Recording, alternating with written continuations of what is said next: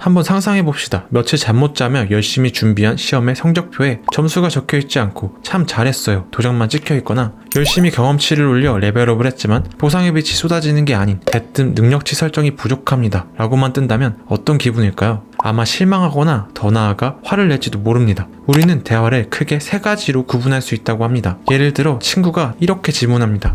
이 옷 어때? 첫 번째 인정. 와 이쁜데? 역시는 센스가. 두 번째 조언. 오 좋은데? 근데 기장이 좀 길다. 좀만 손보면 훨씬 좋겠는데? 세 번째 평가.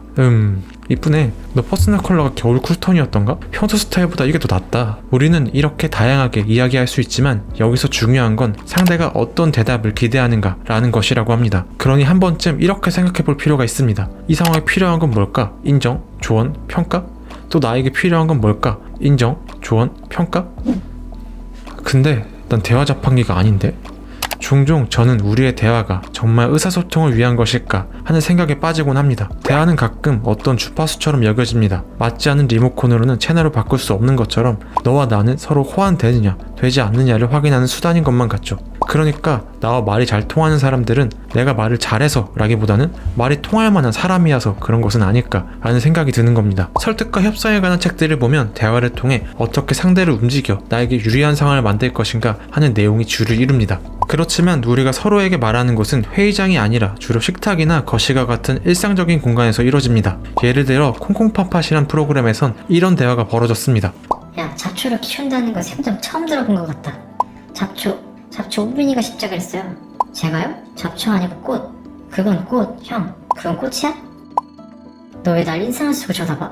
이런 일상적인 공간에선 우리는 대화에 감정을 끌어들이는 일이 잦아집니다. 상대가 나를 대하는 방식이라든지 서로의 관계에 따라 대화가 흔들릴 수 있죠. 비난받고 있다는 느낌을 가지면 우리는 스스로를 지키기 위해 방어 모드에 돌입하게 되고 현재 문제와 관계없는 다른 문제들을 끌어들여 자신을 보호하려 하게 됩니다. 그러니까 상대가 자신을 지키려 드는 그 순간부터 우리의 대화의 내용은 우리가 생각하는 것만큼 설득력을 발휘하지 못한다는 사실입니다. 그럼 어떻게 해야 할까요? 우리는 때로 물러설 수 없는 경우가 있습니다. 딱 정확하게 2.1이라니까? 아니야 정확하게 2야. 뭐래 내가 자료 재봤거든? 봐 2.1cm 정확하지.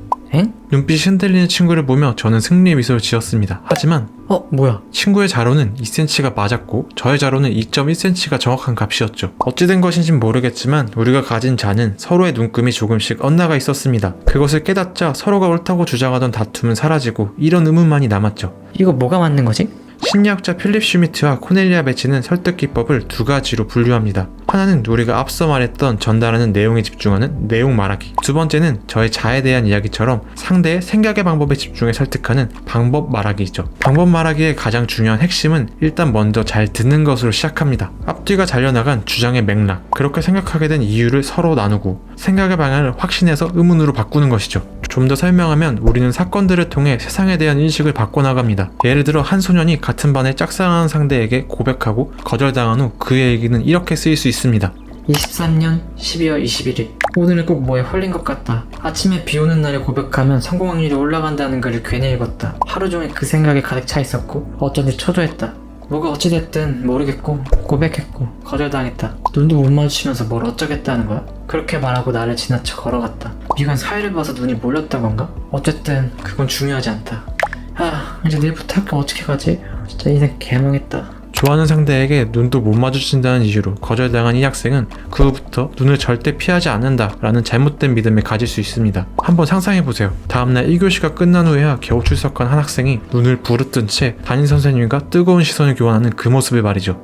이처럼 믿음이나 태도, 가치관이 만들어진 사건들이 존재합니다. 하지만 우리가 보통 다른 사람에 대해 알 수 있는 건 앞뒤 맥락이 다 잘려나간 지금뿐입니다. 그래서 우리는 바꾸고 싶은 그들의 뒷이야기를 알 필요가 있습니다. 하나의 세상을 만들어내는 작가처럼 전체적인 시점으로 그들이 가진 기묘한 믿음의 이유를 알아야 하죠. 따라서 결론은 이렇습니다. 상대를 바꾸기 위해서는 상대가 자신의 이야기를 할 만큼 편안하면서도 생각을 바꿀 정도의 불편한 집요함을 가진 채 스스로의 생각의 방식을 들여다보게 해야 한다. 그것을 통해 내용 방박하기의 단점인 자기 방어 모드로 들어가는 것을 방지할 수 있게 되는 겁니다.